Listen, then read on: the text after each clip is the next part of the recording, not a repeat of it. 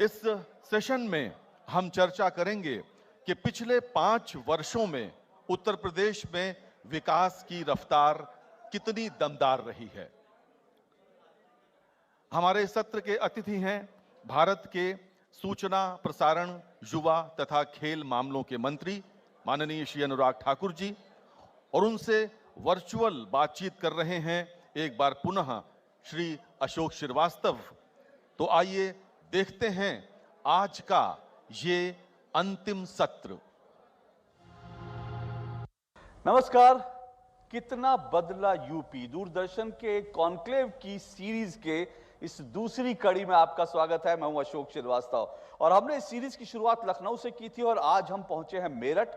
मेरठ क्यों? मेरठ इसलिए क्योंकि जो पहले दौर का जो मतदान है, जो 10 फरवरी को जहां पर वोट डाले जाएंगे, वो पश्चिम उत्तर प्रदेश का इलाका, और एक तरह से कह सकते हैं पश्चिम उत्तर प्रदेश का जो पूरा इलाका जहां पर पहले दौर में मतदान होगा, वहां की जो धुरी है, राजनीतिक धुरी एक तरह से कह सकते हैं, मेरठ एक बहुत बड़ी राजनीतिक धुरी है। और इसीलिए आज हम मेरठ में हैं और आज इस वक्त हमारे साथ जुड़ रहे हैं केंद्रीय सूचना और प्रसारण मंत्री और साथ साथ युवा और खेल मामलों के मंत्री श्री अनुराग ठाकुर जी इस वक्त हमारे साथ सीधा ऑनलाइन जुड़ चुके हैं। और अनुराग ठाकुर जी आज हमारे साथ इसलिए भी हैं क्योंकि अनुराग ठाकुर जी उत्तर प्रदेश जो है वहां पे बीजेपी का जो पूरा प्रभार है उसके जो है उसका भी जिम्मा उनको सह प्रभारी है। बहुत बहुत शुक्रिया अनुराग जी हमारे साथ सीधा लखनऊ से ऑनलाइन जुड़ने के लिए।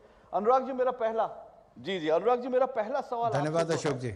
वो ये है कि अभी हमने आज देखा कि आप मुख्यमंत्री योगी आदित्यनाथ के साथ एक प्रेस कॉन्फ्रेंस में थे और उसमें एक तरह से जो 5 साल का पूरा हिसाब किताब था, डेवलपमेंट के जो तमाम जो पैमाने थे, उनको बीजेपी ने रखा आगे, योगी आदित्यनाथ जी रखा। मुख्यमंत्री जी कहते हैं कि 70 साल में उत्तर प्रदेश में जितना विकास नहीं हुआ इतना इन 5 सालों में हुआ। क्या इन दावों में कितना दम माने उत्तर प्रदेश की जनता? देखिए, सबसे बड़ी बात यह है कि 5 वर्ष का कार्यकाल पूरा करने पर आदरणीय योगी जी प्रदेश की जनता के सामने अपना रिपोर्ट रखने गए और जो वायदे 5 साल पहले किए थे, जो संकल्प पत्र में हमने कहा था गुंडाराज भ्रष्टाचार मुक्त उत्तर प्रदेश करेंगे, हमने वो करके दिखाया है। 43,000 से ज़्यादा अपराधियों को जेल में डालने का काम किया है। महिलाओं को, आम जनमानस को सुरक्षा का अधिकार दिया है। उत्तर प्रदेश की बहू और बेटियां सुरक्षा का अधिकार दिया।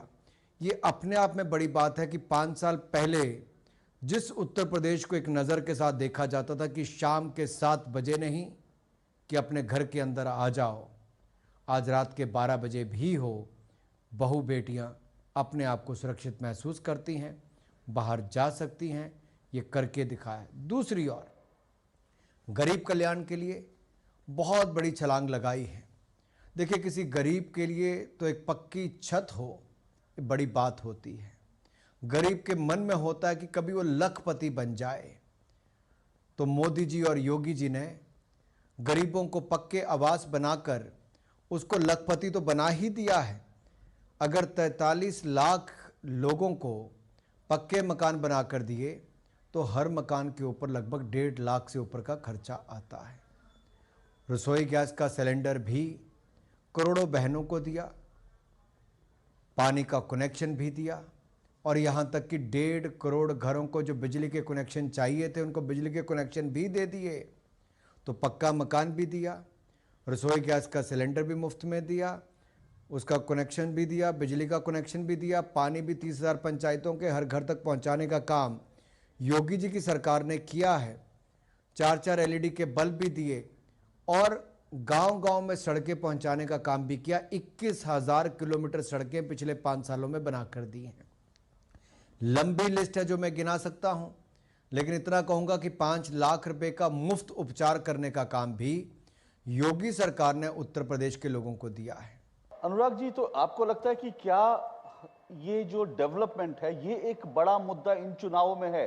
क्योंकि इस वक्त हम मेरठ में हैं और हम बात कर रहे हैं पश्चिम के चुनावी पंच की, और यहां पर जो हम देख रहे हैं जिस तरह के बयान यहां पर आ रहे हैं खास करके पश्चिम उत्तर प्रदेश में, वो इस बयान जो है वो बड़े तीखे बयान हैं और ये आरोप लग रहा है दोनों तरफ से इस तरह की बयानबाजी हो रही है। तो सवाल ये कि अगर डेवलपमेंट एक बड़ा मुद्दा है तो इस तरह की जो बयानबाजी है वो क्यों हो रही है? मैं इतना ही कहूंगा कि पश्चिम उत्तर प्रदेश के लोगों ने दंगों की मार झेली है, अपनी बहन बेटियों के इज्जत के साथ खिलवाड़ होते देखा है। पश्चिम के मेरे भाई और बहनों ने मुकदमे झेले हैं, अपने घरों से कई कई दिनों तक, कईयों को तो कई कई महीनों तक घरों के बाहर रहना पड़ा, खेतों में छिपकर अपनी जान बचानी पड़ी, बहू बेटियों की इज्जत बचाने के चक्कर में अपनी जान भी गंवानी पड़ी।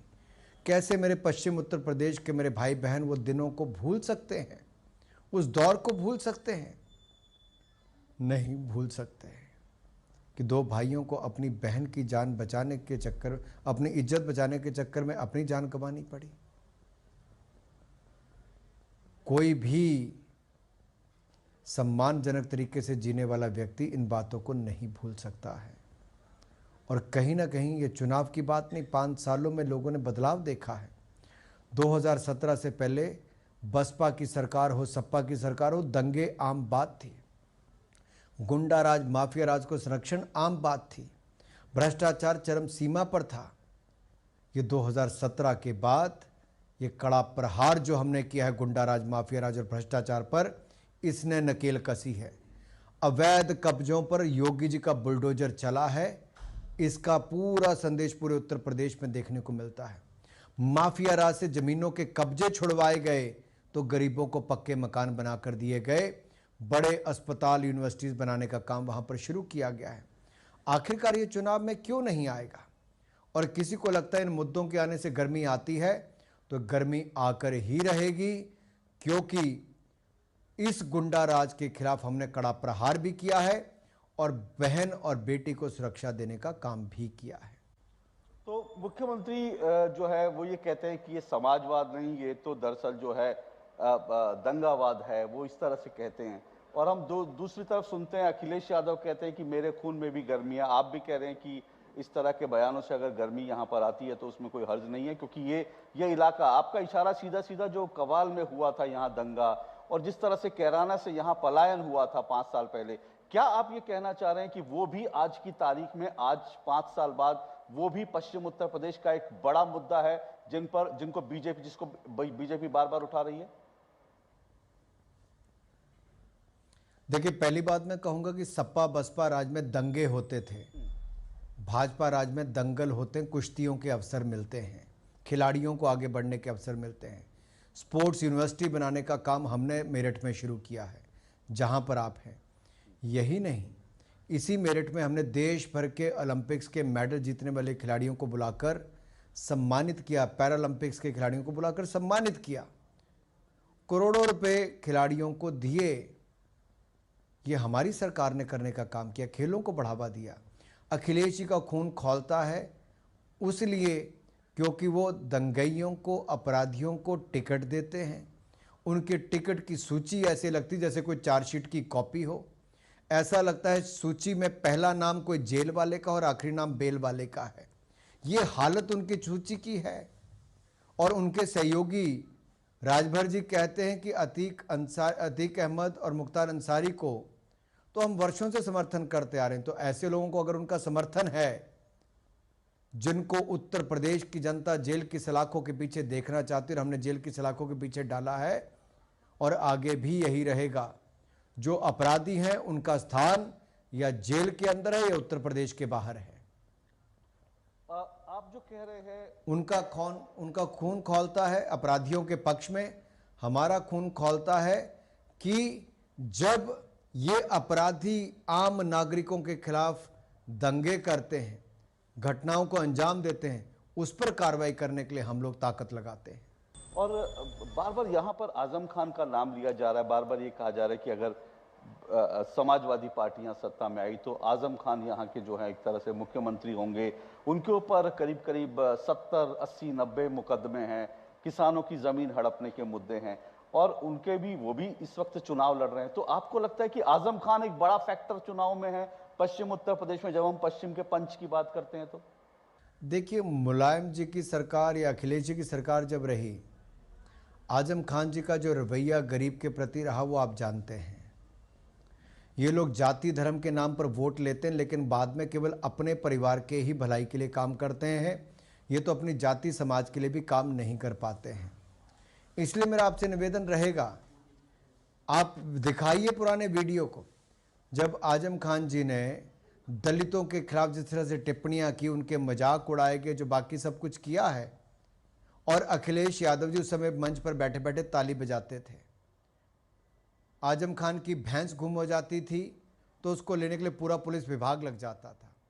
किसी ऐसे अपराधी मन चले रोमियो के खिलाफ हो या दंगई करने वाले के खिलाफ हो, अगर मुकदमा भी दर्ज करना होता था, अगर वो किसी एक खास वर्ग से आते थे, तो आजम खान का निर्देश होता था पुलिस थानों में कि मुझसे पूछे बिना किसी के मुकदमा दर्ज नहीं होगा।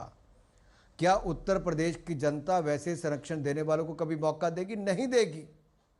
वो कभी आजम खान, अखिलेश यादव को वापस नहीं देखना चाहेंगे, अतीक अहमद अंसारी को कभी नहीं देखना चाहेंगे। इन लूटने वाले, भ्रष्टाचार करने वालों को और अपराधियों को शरण देने वालों को कोई वापस नहीं देखना चाहेगा। अनुराग जी, हम सुन रहे थे आज मुख्यमंत्री जी ने यह भी कहा, उन्होंने कहा कि जब अंधेरा होता था तो लड़कियां अपने घर से नहीं निकल पाती थी। उत्तर प्रदेश में ऐसी सिचुएशन थी। हम जहां हैं पश्चिम उत्तर प्रदेश में, वहां ये एक समस्या है। यहाँ हमने कई महिलाओं से बात की, उन्होंने ये कहा कि हाँ, उनके लिए सुरक्षा एक बहुत बड़ा मुद्दा है। और यहाँ पर वास्तव में एक दौर ऐसा था जब अंधेरा होने के बाद महिलाएं सड़कों पर नहीं निकलती थी। तो आपको लगता है कि ये जो एक बड़ा फैक्टर है, महिला वोटर जो है वो एक बड़ी ताकत बन सकती है इन चुनाव में बीजेपी की? निश्चित तौर पर। आप देखिए ना, बहनों के धुएं से मुक्ति दिलाई गैस सिलेंडर देके, बेटियों की आयु बढ़ाई, 18 से 21 साल करके शादी की ताकि वो ज़्यादा पढ़ लिख सकें, अपने पाँव पे खड़ी हो सकें। हर घर जल पहुंचाने का काम कर रहे हैं ताकि उनका समय पानी ढोने पे ना लगे। रसोई गैस का सिलेंडर दिया ताकि धुएं से मुक्ति मिले। पक्का मकान बना कर दिया ताकि इधर उधर भटकना पड़े। शौचालय हर परिवार जिसको ज़रूरत है उसको बना कर दिए ताकि बहू बेटी सम्मान के साथ जी सके, और जो अत्याचार उनके साथ होते थे बाहर जाने पर उसको रोका जा सके। बहू बेटी क्यों ना होगी? उनका आशीर्वाद तो मोदी जी, योगी जी के साथ रहने वाला है। गरीबों के मसीहे के साथ बहू बेटियों का आशीर्वाद भी रहेगा, आम जनमानस का, गरीब का भी रहेगा। गरीब कल्याण के लिए किसी ने काम किया है तो मोदी जी, योगी जी, ये जो दो संत की तरह काम करते हैं और समर्पण भाव से काम करते हैं, इनके प्रति ही उनका रहने वाला है। अनुराग जी, एक बात और, क्योंकि मैं फिर कह रहा हूं कि यहाँ पर जब हम पश्चिम उत्तर प्रदेश की बात करते हैं तो किसानों की भी ये पूरी बेल्ट ऐसी है, गन्ना बेल्ट है, यहाँ पर किसान बहुत बड़ी तादाद में हैं। ये बार बार कहा जा रहा है कि भाई किसानों की नाराजगी हो सकती है, किसानों का जो मुद्दा है वो आपके लिए जो है भारी पड़ सकता है। हालांकि इसमें कोई दो राय नहीं कि 2017 से पहले यहाँ पर चीनी मिलें बंद होती थी, उसके बाद 2017 के बाद हमने देखा कि बड़ी तादाद में चीनी मिलें फिर से खुली हैं। लेकिन गन्ना किसानों के भुगतान का मामला जो है वो बार बार उठकर आता है। बार बार इस मुद्दे पर जो है विपक्ष हमलावर होता है कि आप लोगों ने भुगतान नहीं किया गन्ना किसानों का। अशोक जी, मैं आपके चैनल के माध्यम से उत्तर प्रदेश और देश की जनता को बताना चाहता हूं कि जब हम सत्ता में आए 2017 में, तब हजारों करोड़ का बकाया अखिलेश सरकार का गन्ना किसानों का था। हमने वो बकाया भी दिया और 1,57,000 करोड़ रुपए की पेमेंट गन्ना किसानों को की है। 15 दिन के अंदर पेमेंट करने की शुरुआत हमने की। यही नहीं, गन्ना किसानों के जो हमने और सारे किसानों को बिजली का बिल भी आधा माफ़ कर दिया है। 86 लाख किसानों का 36,000 करोड़ रुपए का कर्जा माफ कर दिया है। 2,55,00,000 किसानों को 6-6 हज़ार रुपया प्रति वर्ष हमने पीएम किसान सम्मान निधि से दिया है।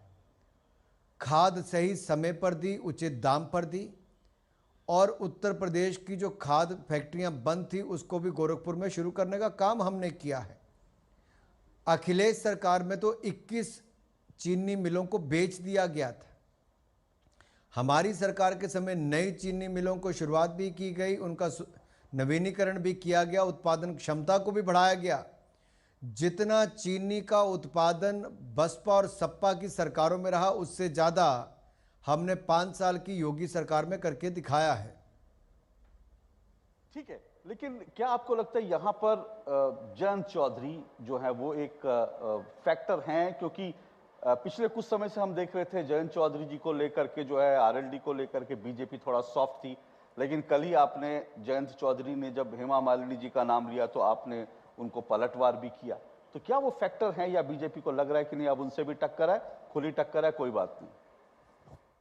देखिए, जयंत जी से पहला सवाल तो ये है कि आखिरकार जिन लोगों ने दंगे भड़काने का काम किया, जिनके कारण उत्तर प्रदेश के पश्चिम क्षेत्र की बहु बेटियों को इज्जत के साथ खिलवाड़ हुआ, उत्तर प्रदेश के ही पश्चिम क्षेत्र के मेरे भाइयों की जानें गई, कई महीनों तक अपने घरों से बाहर भागना पड़ा और मुकदमे झेलने पड़े, और जिस पर जयंत जी के पिताजी स्वर्गीय अजीत सिंह जी ने कहा था कि दंगे भड़काने वाले कोई और नहीं, समाजवादी पार्टी है, मुलायम सिंह यादव जी हैं, अखिलेश जी हैं, इन लोगों की सरकार के समय ये हुआ है और 100 से ज़्यादा दंगे हुए। उनके बयान है, पब्लिक डोमेन में बयान है। आखिरकार क्या मजबूरी थी कि नलके को साइकिल पर चढ़ाना पड़ा? ये अपने आप में एक बहुत बड़ा प्रश्न चिन्ह खड़ा करता है। और इनके समुदाय के लोग भी कहते हैं कि उन लोगों को वोट कैसे देंगे जो कल तक हमारे खिलाफ अत्याचार करते थे, उन्हीं को टिकट देने का काम जयंत जी ने करने का किया है।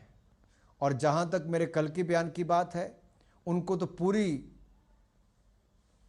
महिलाओं से माफ़ी मांगनी चाहिए।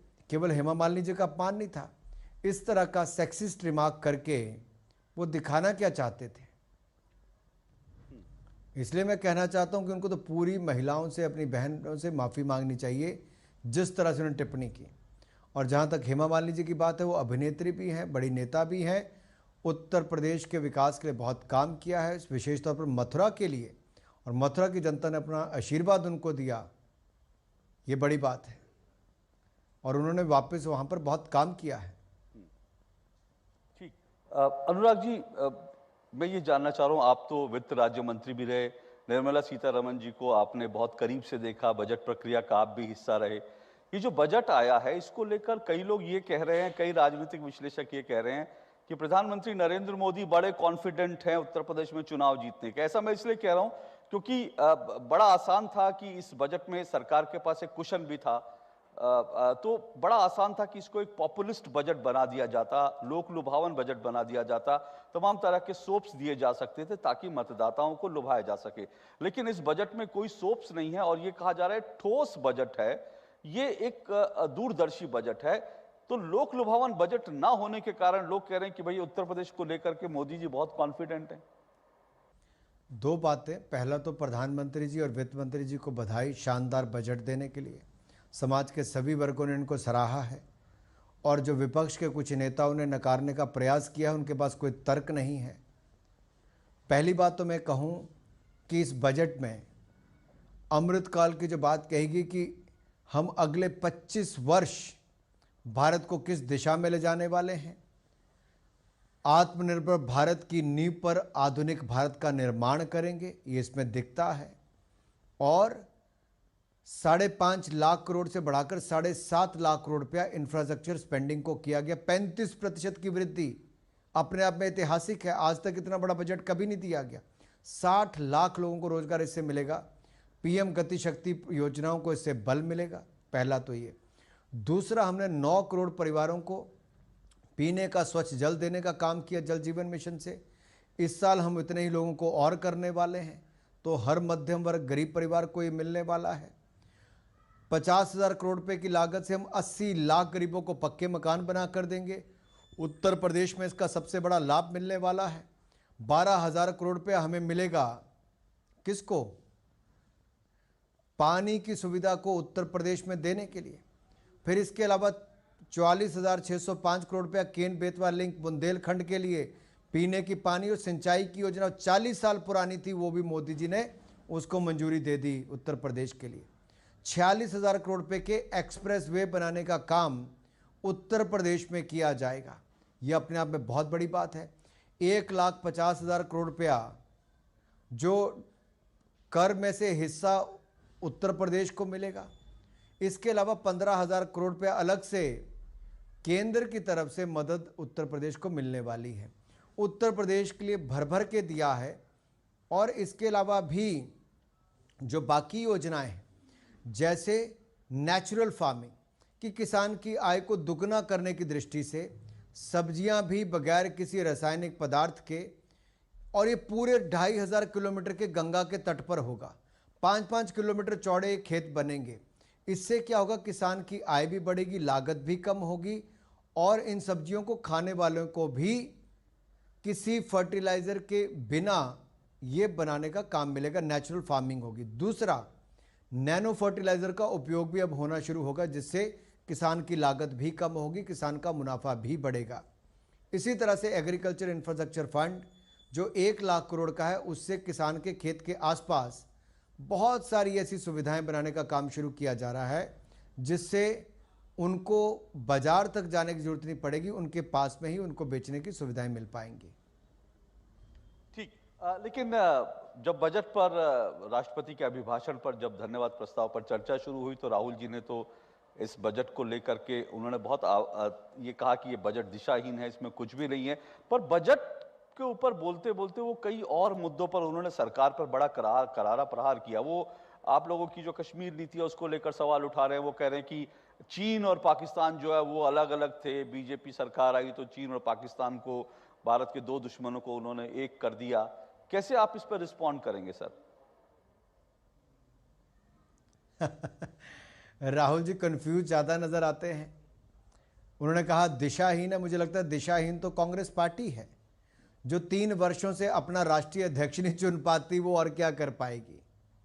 आप सोचिए, इस देश की सबसे पुराने अपने आप को राजनीतिक दल वो कहते हैं 3 साल से अपना अध्यक्ष नहीं चुन पाए, वो क्या कर पाएंगे। दूसरा, वो बजट को जीरो कहते हैं। मैं तो कहता हूँ कांग्रेस को शायद अपना ही जीरो याद आता है। पश्चिम बंगाल का चुनाव देखें, बाकी चुनाव देखें, जीरो से ऊपर कर नहीं आ पा रहे हैं। अभी भी इस चुनाव में वो कहते हैं कि अखिलेश जी की सीट पर कांग्रेस का कैंडिडेट खड़ा नहीं करेंगे। अखिलेश जी कहते हैं कि मैं अंसारी की सीट पे कोई कैंडिडेट खड़ा नहीं करूंगा सपा का। इसका मतलब कांग्रेस, सपा और मुख्तार अंसारी जैसे लोगों का एक ही लिंक है। ये वो लोग हैं जो उत्तर प्रदेश में गुंडाराज, भ्रष्टाचार को बढ़ते देखना चाहते, बढ़ते देखा है इन्होंने। हम वो हैं जिन्होंने इसके खिलाफ प्रहार किया है। कांग्रेस के वो सरकारें थी जहां पर लाखों करोड़ के घोटाले हुए। हमारी 7 साल की सरकार केंद्र में और 5 साल की उत्तर प्रदेश में कोई 1 रुपये का घोटाले का आरोप नहीं लगा पाया है। जम्मू कश्मीर पे मैं इतना ही कहूंगा कि राहुल जी, क्या नेहरू जी ने जो भूल की थी, जिसके कारण अनुच्छेद 370-35 वहां पर जम्मू कश्मीर में लगाया गया, जिसके कारण 44,000 लोगों की जान चले गई, हमारे सुरक्षा कर्मियों की, आम नागरिकों की। आप चाहते थे वो वैसे ही चलता रहे। जम्मू कश्मीर पर भारत की पॉलिसी पर दुनिया के किसी देश ने प्रश्न चिन्ह नहीं खड़ा किया। केवल पाकिस्तान ने खड़ा किया या कांग्रेस पार्टी ने खड़ा किया। इसी तरह से पाकिस्तान में सर्जिकल स्ट्राइक करने पर प्रश्न चिन्ह कांग्रेस पार्टी ने खड़ा किया था। आखिरकार ये पाकिस्तान की बोलबाणी और कांग्रेस पार्टी की बोलबाणी एक जैसी क्यों है? यहां पर राहुल गांधी जी कुछ कहते हैं तो पाकिस्तान में इनको शाबाशी कैसे मिलती है, और जो बोलबाणी पाकिस्तान के लोग क्या बोलते हैं, वहां के नेता वो राहुल गांधी जी उसी भाषा का उपयोग क्यों करते हैं? आप किसके साथ हैं राहुल जी? कांग्रेस पार्टी किसके साथ है? जम्मू कश्मीर और भारत के लोगों के साथ है या पाकिस्तान की भाषा बोलने का आप ये लगातार प्रयास करते रहेंगे? क्योंकि डोकलाम में भी जब चीन अतिक्रमण करने की सोच कर रहा था, हमारे भारत के वीर सैनिकों ने अपनी जगह दिखाने का काम चीन के सैनिकों को किया। तब राहुल गांधी जी चीन के एम्बेसडर के साथ चाइनीज सूप पी रहे थे। यह अंतर है। हमारे प्रधानमंत्री जी देश की सीमा पर जाकर मोदी जी ने और रक्षा मंत्री राजनाथ सिंह जी ने हमारे सैनिकों का मनोबल बढ़ाने का काम किया है। ये बहुत बड़ा अंतर है। ये शायद राहुल गांधी जी समझ नहीं पाएंगे। ये पार्ट टाइम पॉलिटिक्स करने वाले लोग ये देश के लिए भी आधे ही समर्पित हैं, उससे कम समर्पित हैं। तो पर क्या आपने चीन और पाकिस्तान को एक कर दिया, भारत के 2 दुश्मनों को, आपकी सरकार की नीति की, विदेश नीति के कारण? मुझे लगता है राहुल जी को नेहरू जी की नीतियों पर जाकर थोड़ा विचार करना चाहिए, जो कहते थे हिंदू चीनी भाई भाई। और 1962 का युद्ध एक बहुत बड़ा यादगार संदेश होना चाहिए, मुझे लगता है। हमने तो मोदी सरकार आने के बाद अपने सैन्य बलों की क्षमता बढ़ाई है। मेक इन इंडिया प्रोग्राम चलाकर डिफेंस कॉरिडोर एक नहीं दो यहां पर बनाने का काम किया है। कांग्रेस तो 10 साल में बुलेट प्रूफ जैकेट नहीं खरीद कर दे सकी हमारे सैनिकों को। हमने 3 साल के अंदर 2 लाख बुलेट प्रूफ जैकेट पूरी की पूरी खरीद कर दी, वो भी मेक इन इंडिया देकर दी। हमने राफेल विमान भी खरीदे, लड़ाकू विमान भी खरीदे, हेलीकॉप्टर से लेकर टैंक से लेकर AK-56 बनाने का प्रोजेक्ट भी हमने उत्तर प्रदेश के राज्य में लगाया, जिस राज्य से इनका परिवार 4 पीढ़ियां जीत कर आती रही, लेकिन उसमें कुछ नहीं कर पाए। अमेठी रायबरेली में भी, वहां पर भी एम्स खोलने का काम हमने किया है। और बाकी बड़े प्रोजेक्ट ये डिफेंस के हो या बाकी हो, वो भी हमने ही शुरू किए। ठीक। मैं एक बात और जानना चाहूंगा, क्योंकि हम चुनावों की बात कर रहे हैं और हम उत्तर प्रदेश के चुनाव सामने आए। राहुल गांधी जी ने सीधा सीधा चुनाव आयोग को लेकर भी कहा, चुनाव आयोग और न्यायपालिका, उन्होंने कहा चुनाव आयोग न्यायपालिका ये जो है कि इंस्ट्रूमेंट बन गए हैं जो राज्यों की आवाज दबाने के लिए केंद्र सरकार का एक तरह से इंस्ट्रूमेंट बन गए। क्या इस पर रिएक्ट करना चाहेंगे आप? मुझे लगता है उनको जल्द से जल्द माफ़ी मांगनी चाहिए, इलेक्शन कमीशन से भी, न्यायालयों से भी। इलेक्शन कमीशन ऑफ इंडिया, जिसकी प्रशंसा पूरी दुनिया करता है कि 135 करोड़ के देश में इतने आरामदायक तरीके से चुनाव होते हैं और एक ही दिन में गिनती होकर सब रिजल्ट भी आ जाते हैं चंद घंटों के अंदर। ये दुनिया के बहुत कम देश कर पाते हैं साहब, इतनी बड़ी संख्या वाले किसी देश में तो होता ही नहीं है। और उसी पर प्रश्न चिन्ह खड़ा ये करते हैं। राहुल गांधी जी की आदत बन गई कि संवैधानिक संस्थाओं पर प्रश्न चिन्ह खड़ा करते रहो, अपनी हल्की राजनीति करते रहो, न्यायालयों पर प्रश्न चिन्ह खड़े करते रहो। और ये वो लोग हैं जो बेल पर बाहर हैं, भ्रष्टाचार के मुकदमों पर बाहर हैं। और ये लोग जब आरोप लगाते हैं तो आप कल्पना कर सकते हैं इनके आरोपों में कितना दम हो सकता है। ये राजनीति से प्रेरित हैं, लेकिन दुर्भाग्यपूर्ण बात यह है कि ये संवैधानिक संस्थाओं पर प्रश्न चिन्ह खड़ा करते हैं। इनको इनसे माफ़ी मांगनी चाहिए और सोनिया गांधी जी को कम से कम राहुल गांधी जी के लिए एक अच्छा ट्यूशन वाला ढूंढना चाहिए, ताकि उनको वो थोड़ा सी जानकारी राजनीतिक रूप से भी दे सकें। ठीक है सर, ये तो सोनिया जी डिसाइड करेंगी उनको ट्यूटर की किस तरह के ट्यूटर की जरूरत है। लेकिन मैं आपसे एक आखिरी सवाल, क्योंकि हम पश्चिम के चुनावी पंच की बात कर रहे हैं, तो मैं ये आपसे जानना चाहूंगा सर, क्योंकि पश्चिम में यहाँ पर इस पूरी बेल्ट में बड़ी तादाद जो अल्पसंख्यक वोटों की है, मुस्लिम वोटों की है। आप कहते हैं सबका साथ सबका विकास की बात करते हैं, सबका साथ सबका विकास सबका विश्वास।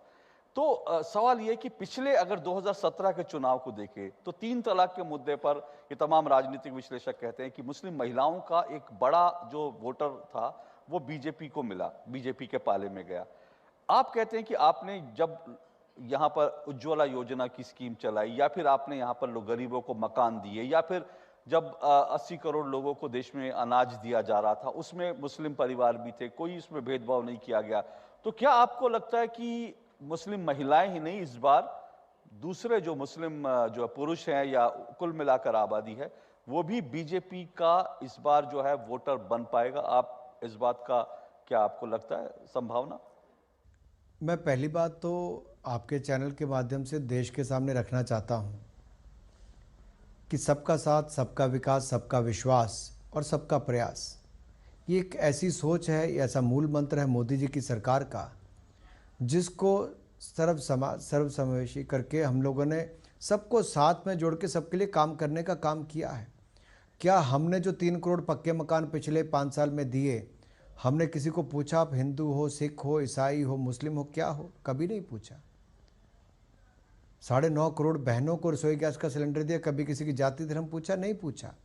उत्तर प्रदेश में ही 43 लाख लोगों को पक्के मकान बना कर दिए। इसमें से सबसे बड़ा वर्ग है तो अनुसूचित जाति, जनजाति और मुस्लिम समुदाय के लोगों का है, इनको मिला है। राशन अगर 15 करोड़ लोगों को उत्तर प्रदेश में महीने में 2 बार मिला, तो इसमें सबसे बड़ा वर्ग कौन है? आप जरा चेक तो करिए। हमने तो कभी नहीं कहा कि आप मुसलमान हो या अनुसूचित जाति से हो या हिंदू हो, सिख हो, ईसाई हो, क्या हो, कभी नहीं। हर हकदार को उसका हक मिलना चाहिए। और आज हम अपने हक के साथ सब लोगों के बीच में जा रहे हैं कि हमने अपनी सेवा में कोई कमी नहीं छोड़ी आपकी और प्रदेश को आगे बढ़ाने का काम किया है। बहु बेटियों को सुरक्षा दी तो हिंदू, मुसलमान, सिख, ईसाई को सबको मिला है। मुफ्त में घर मिला, बिजली का कनेक्शन मिला, मुफ्त में 5 लाख का इलाज मिला, मुफ्त में राशन मिला, बैंक का खाता मिला, खातों में 1500 रुपये बहनों को मिले। ये किसी को नहीं पूछा किस जाति, धर्म, किस धर्म के हो, सबको एक समान अधिकार दिए हैं। और इसलिए बड़ी तादाद में कि सभी वर्गों के लोग मोदी जी और योगी जी के नाम पर वोट देंगे, कमल के फूल पर वोट देंगे। चलिए सर, ये तो 10 तारीख को जब 10 मार्च को नतीजे आएंगे तब मालूम पड़ेगा कि किस तरह से लोगों ने कमल को, कितने लोगों ने यहाँ पर वोट दिया, उसके लिए हमें इंतजार करना पड़ेगा। पर 10 फरवरी तारीख सामने आ गई। मैं 10 मार्च का भी आपको कह देता हूँ अशोक जी। जी अशोक जी 10 मार्च का भी कह देता हूँ। 10 मार्च को भी अखिलेश जी कहेंगे कि ईवीएम बेवफा है, क्योंकि इनको पता है कि रिजल्ट क्या आने वाला। आजकल आप उनका गुस्सा देखते हो। सिखों द्वारा सम्मान के साथ पहनाई गई पगड़ी और सिरोपा दोनों को उठाकर फेंक देते हैं, अपमान करते हैं। अपशब्द एक के बाद दूसरे, तीसरे, चौथी जगह पत्रकारों को बोलते हैं, धक्के देते हैं, उनके सिक्योरिटी वाले मारते हैं। ये हड़बड़ाहट, छटपटाहट, घबराहट ये अखिलेश जी को उनकी हार दिखाती है। और मायावती जी अभी भी अपने भ्रष्टाचार की मार से बाहर नहीं आ पा रही, अभी जनता के बीच में नहीं जा पा रही हैं। लोग जान चुके हैं, बसपा हो, सपा हो, हवा हो, ये हवा में ही रह जाएंगे। अब इनका कुछ नहीं होने वाला। ये जो कहते हैं ना नई हवा, मैं कहता हूँ ये वही हवा है, वही सपा है। दंगइयों का हाथ, अपराधियों का साथ। और उत्तर प्रदेश के लोग तो जानते हैं, ये लाल टोपी लूट लिया यूपी, इनका काम ही ये है, भ्रष्टाचारों की मार के कारण देखा जाए। तो ये थे केंद्रीय मंत्री अनुराग ठाकुर और उनका दावा है कि जब पश्चिम उत्तर प्रदेश के चुनावी पंच की जब हम बात करते हैं तो उनका दावा है कि पश्चिम उत्तर प्रदेश में जिस तरह से यहाँ पर कानून व्यवस्था एक बड़ा मुद्दा रहा था, अंधेरा होने के बाद महिलाएं जिस तरह से यहाँ नहीं निकल पाती थी और जिस तरह से यहाँ पर दंगे हुए थे, यहाँ से कैराना से लोगों को पलायन करना पड़ा था, वो सब कह रहे हैं कि तमाम मुद्दे यहाँ पर इसलिए डोमिनेट कर रहे हैं क्योंकि ये यहाँ के असल मुद्दे हैं और इसीलिए बीजेपी भी ये मुद्दे उठा रही है। सपा के कई उम्मीदवार भी इस तरह के मुद्दे उठाते हुए दिखे। तो देखना पड़ेगा कि वास्तव में दरअसल जो है ये जो गर्मी है ये इन मुद्दों के कारण ही है और ये सिर्फ नेताओं के बीच में है या फिर जनता भी इन मुद्दों को लेकर जो है गरमाई हुई है। इसके लिए हमें इंतजार करना पड़ेगा। 10 तारीख को पश्चिम उत्तर प्रदेश के जो पहले दौर का चुनाव होगा 10 फरवरी को, तब हमें देखना पड़ेगा कि यहाँ का मतदाता किस तरह से वोट करता है। नतीजों के लिए 10 मार्च तक इंतजार करना पड़ेगा। फिलहाल इस कार्यक्रम में इतना ही, इजाजत दीजिए, नमस्कार।